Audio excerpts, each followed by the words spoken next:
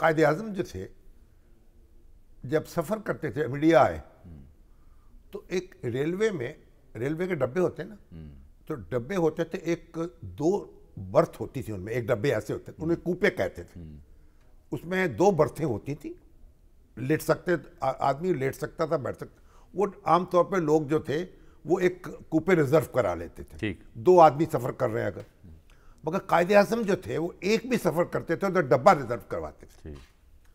تو اس کی وجہ کس نے پوچھی کہ جناب یہ آپ ڈبہ کو ریزرو کرواتے ہیں، تو اس کو واقعہ بیان کیا.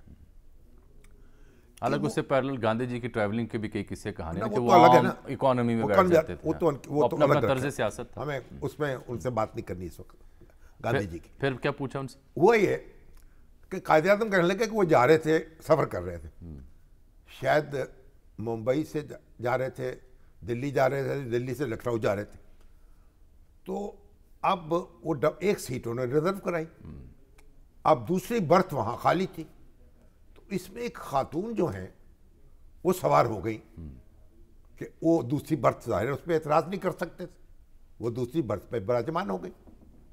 ان کا ٹھیک ہے.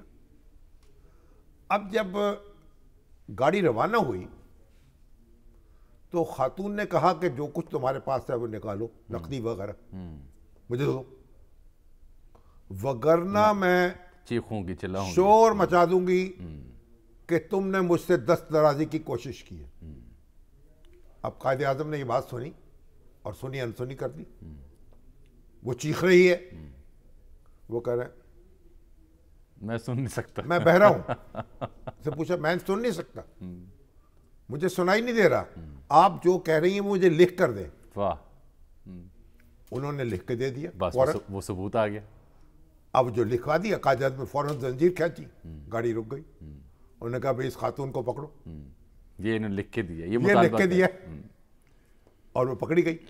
تو اس کے بعد قائد اعظم نے جب بھی سفر کیا وہ اکیلی بکنگ کی، وہ کبھی یعنی ڈبہ پورا ریزرو کرایا اور سفر کیا، کسی اور کو سوار نہیں ہونے دیا اپنے ڈبے میں.